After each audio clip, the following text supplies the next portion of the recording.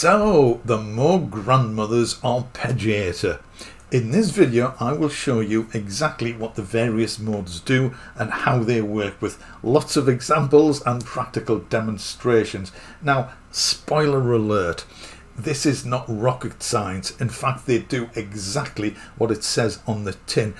Perhaps I'm just not very good at reading tins, but when I very first started using the arpeggiator, there were a couple of things which puzzled me a little bit until I understood exactly how they worked. Now, this is not an arpeggiator 101. If you want to know how to get started using the arpeggiator and sequencer, Moog has a very good video on exactly that, and I will leave a link to it in the description. Now, this is also going to be peppered with a few little mini hints and tips and ideas and suggestions. The purpose is to help you produce and create better and more interesting arpeggios. Now, if you are already an arpeggiator expert, you may well know all of this stuff already. You might find one or two of the hints and tips interesting, but if you want something more advanced, then I will leave a card up here and a link to a video or two perhaps in the description, where I discuss more advanced ways to use the grandmother and the arpeggiator. Now, if you enjoy tutorials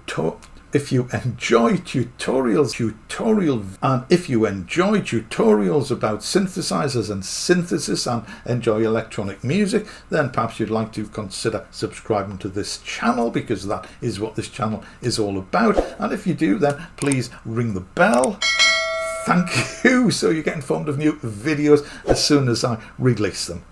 Now let's go see Grandma. So we are only going to be concerned with these two controls. There's only three for the arpeggiator. This controls the octave, and this switch controls the mode or the direction. So we're going to start with the basic function here. I have a little sort of plucky sound, which is good for arpeggiators. Now, one of my most favourite features of the grandmother arpeggiator is the fact that it plays notes back in the order that you press the keys. So this means, switch that off for a second, so this means you can create little riffs and melodies and motifs and even little chord sequences, which we'll get into a little bit later. So this first setting says order, and it simply plays back the notes in the order that you press the keys. Now, when you're building up an arpeggio, it will continue to build and add notes as long as you keep at least one key pressed. It doesn't have to be the first key, but as long as one key is being held down, then the arpeggio will continue to grow.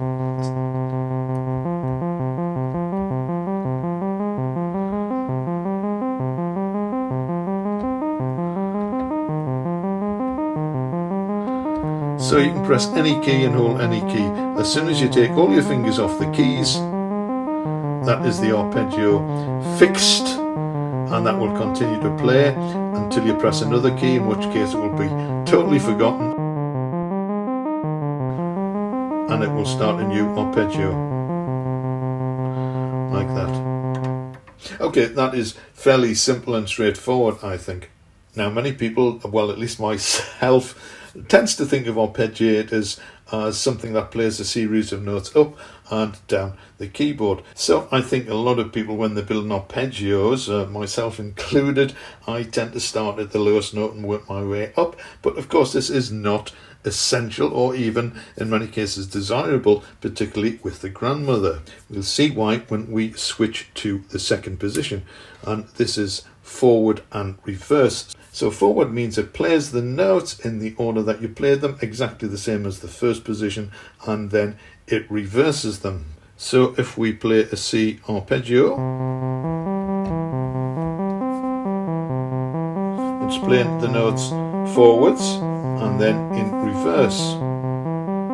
Now, you will notice one thing about this pattern: it repeats the first note and the last note, because it is doing what it says on the tin. It plays the notes forward and then it plays them in reverse. Now some arpeggiators do not repeat the the first or the last note. So instead of,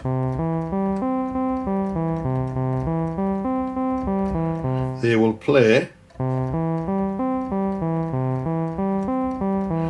Now, one of the benefits of the way that the grandmother plays the forward and reverse pattern by repeating the note is that it maintains the beat count. So if we are in 4/4, for example, and we have this 4-step pattern,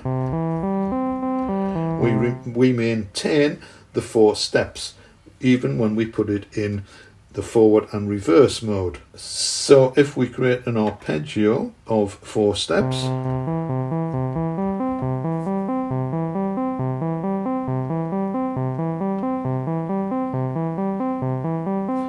and then we flip that into forward and reverse mode, we still have a 4-step sequence. Now, if it didn't do that, if it did not repeat the first note and the last note, we would instead have a 3-note sequence. 1, 2, 3, 1, 2, 3, 1, 2, 3, 1, 2, 3. So if you had a 4/4 pattern, for example, switching this from order to forward and reverse would mean that instead of the 4-step pattern, you would effectively have a 3-step pattern. So the two would not be in sync with each other. You would have a polymeter. Now, in many cases, that might be advantageous, and I have created some pieces called sequences, and some of them take advantage of the fact that you can play a 4 or 5-note sequence against a 3-note or a 4-note or a 5-note sequence, and this creates some really nice and interesting effects. However, if you want to keep your steps in time with the main program, the grandmother will do exactly that. Now, if you do want to create polyrhythms and polymeters, all you have to do, if your tune is in 4/4, for example, is to create a 3-step sequence,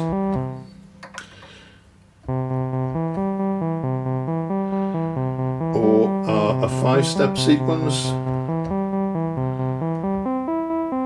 or a 6-step sequence, or a 7-step sequence, or some other sequence which is not a 4-step sequence, and then that will create a polymeter. One more thing before we get into this, as you will have noticed, yes,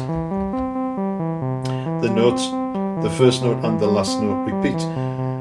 This is a little fudge. It doesn't actually remove the repeat, but it actually ties the first and the last notes together, and you can do that by increasing the release time.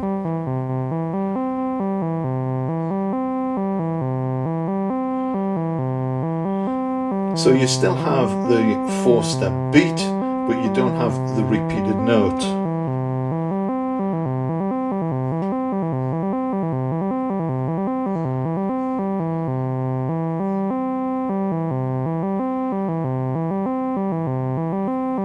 So I think that's quite nice. It adds a little variation to the arpeggio pattern, which is normally 1 note per beat.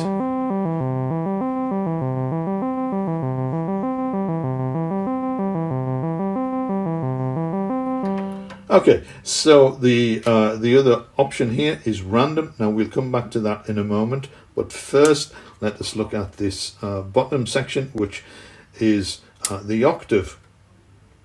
Now this confused me initially because I thought that this would play the arpeggio over 1 octave, and then over 2 octaves, and then over 3 octaves, and that's not exactly the way it works. It is in fact a transpose function. So in the first position, it plays the notes exactly as you play them. In the second position, it will transpose whatever you play up 1 octave. And in the third position, it will transpose the notes you play up 1 octave and then up 2 octaves. Now, this did confuse me because when I started messing around with the arpeggiator, all I wanted to do was to play what I would say was a classic arpeggio. Let's stick with C major up the entire keyboard. So I entered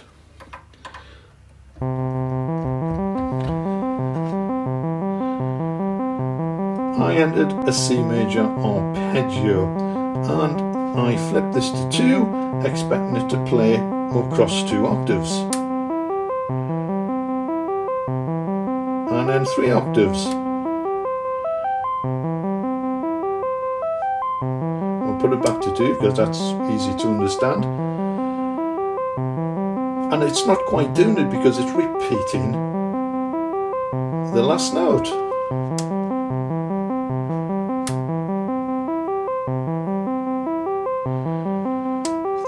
And why is it doing that? Well, it's doing it because it is doing exactly what it says on the tin. It is taking the notes that you play or that I have played and then transposing them up 1 octave and repeating them. So we have, which is what I played, 1 octave, and then it's repeating them an octave higher. So that last note is getting repeated. That is exactly what it says it's going to do, but it did confuse me initially. So if I want to avoid that repeated note, all I have to do is keep the notes in 1 octave.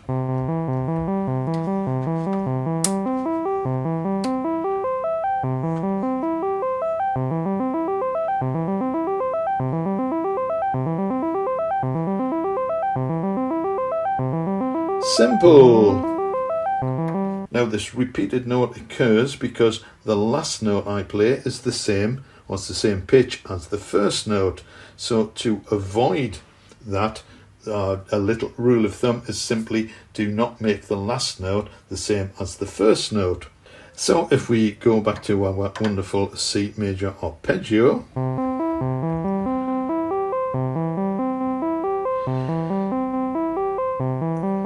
we can still create a C major arpeggio which doesn't end on this note on which it begins. So we could start with the E,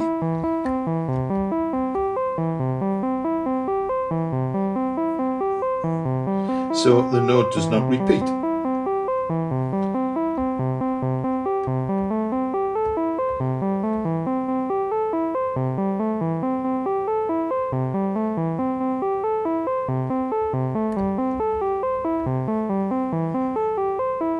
So we can take advantage of the fact that the arpeggiator plays back notes in the order that you press the keys to create some slightly more interesting arpeggios than simple up and down sequences. Now again, if we do have this repeated note, for whatever reason you might like the sound or the way this works, we can use the release trick.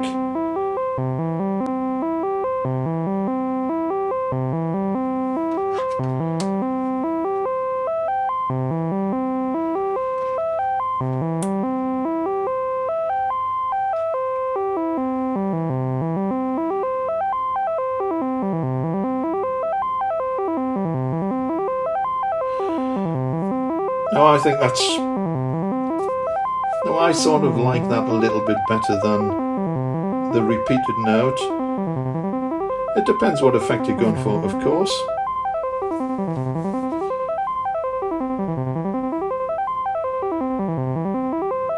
But it sort of breaks up the arpeggio as well. So anyway, that is another option that you have when creating arpeggios.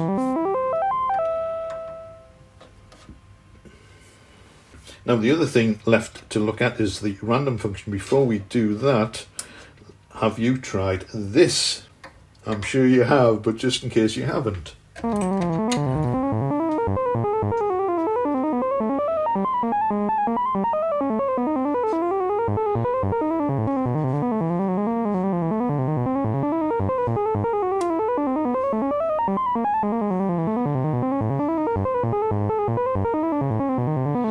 It's not quite random. You can of course create a perfect glissando.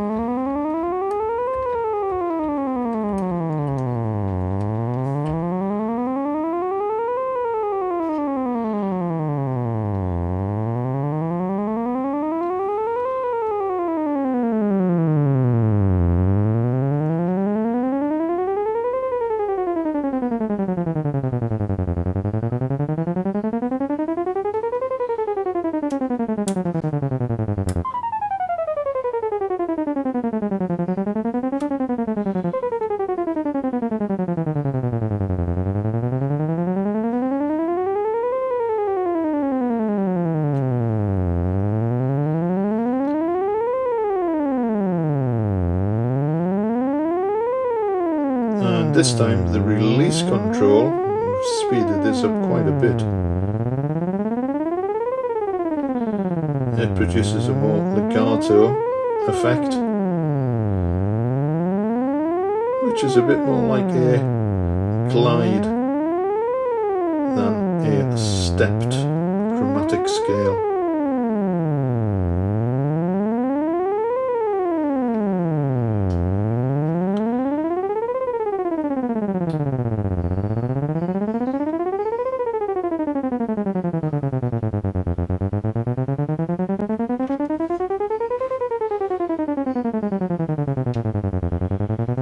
And of course we do have the glide control as well.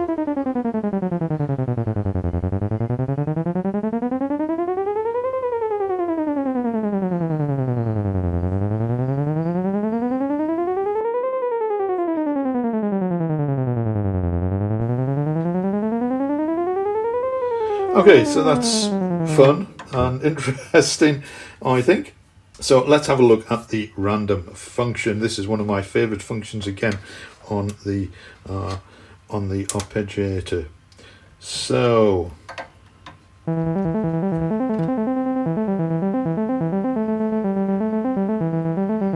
now you can use this for several functions. One is to just play a sprinkling of notes.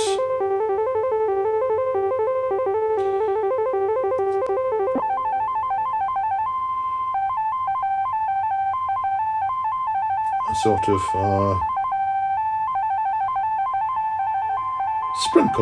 sprinkle of notes in the upper register or in the lower register, or whichever register you wish to use.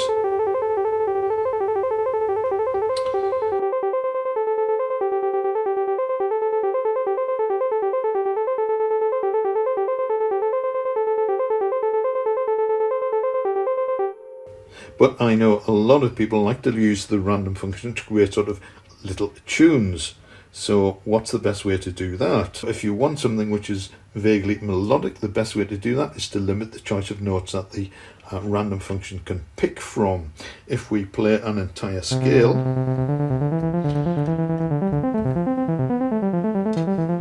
let's just hear what we've done. So that's a scale of C. If we play random notes from that, then you're going to get any combination of notes from the scale.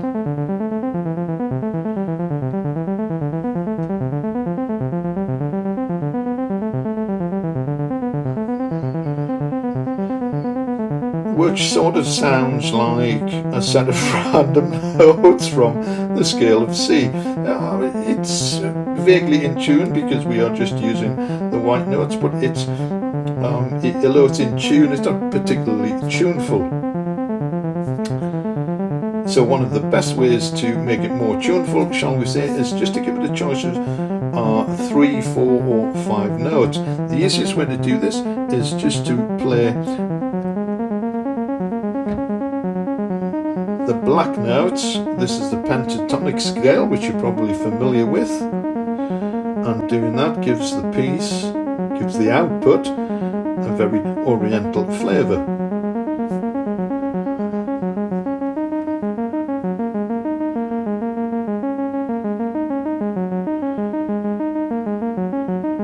Now, again, if you have a limited number of notes, some notes are going to repeat.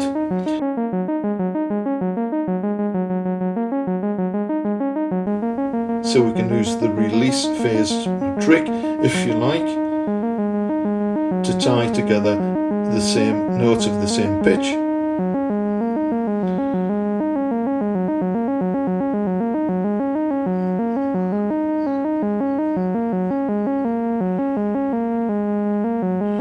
Which adds more rhythmic variation.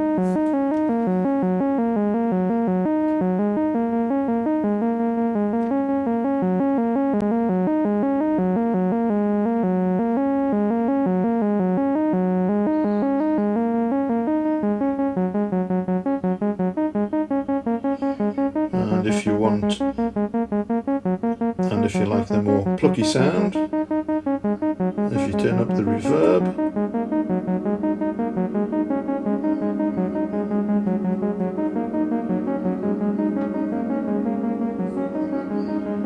get a more blurred effect.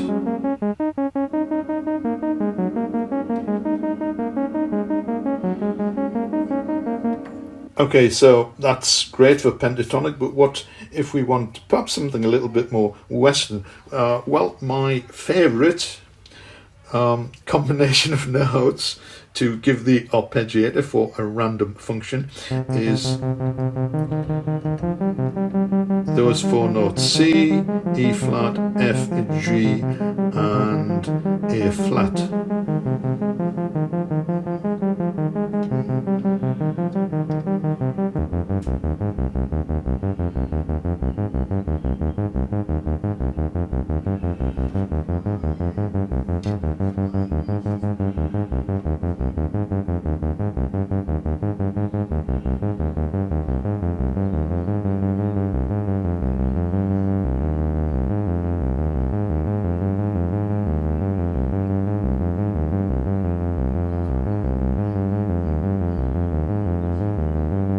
Now, that sounds vaguely harmonious. If you like, you can give it even fewer notes to choose from.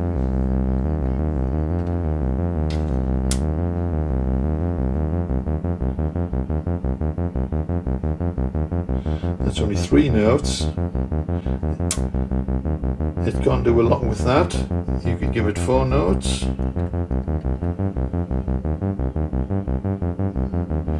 And that, I think, it might seem limiting, but if you want something which is melodic and tuneful, then I think probably 4 notes is somewhere between 3, 4 or 5 notes is going to give you the best option or the best output.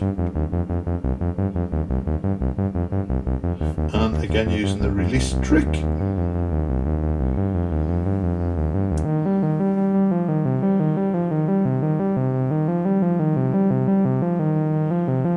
Adds rhythmic variation by tying any 2 repeated notes together. Of course, as the notes are being produced in a random fashion, we also get a pretty random rhythm, which may or may not be what you're looking for.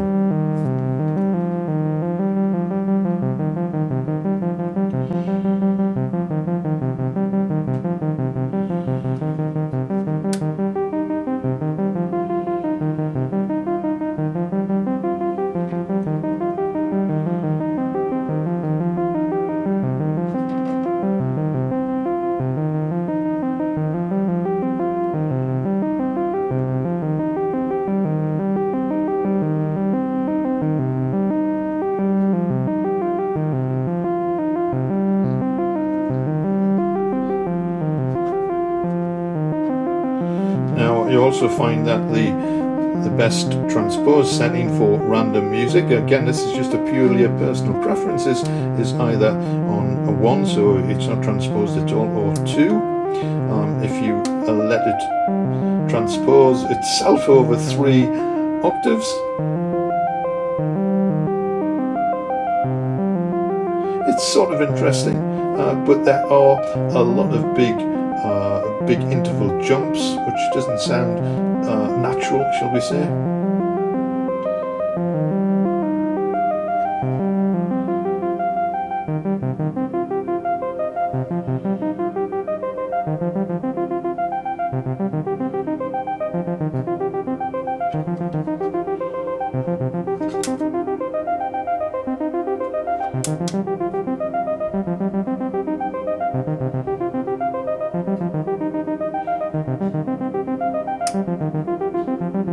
But you select the settings which best fit the sort of music, the sort of tunes that you are wanting to create.